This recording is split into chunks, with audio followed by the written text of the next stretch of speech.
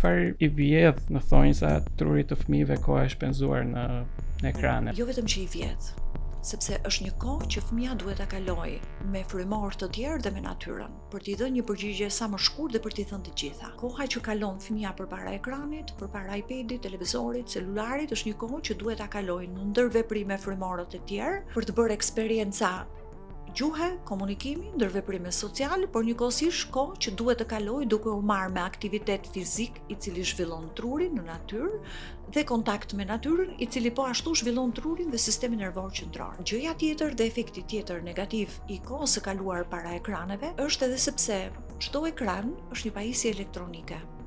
Dhe truri në fakt ka neurone, të cilat prodhojnë energji elektrike.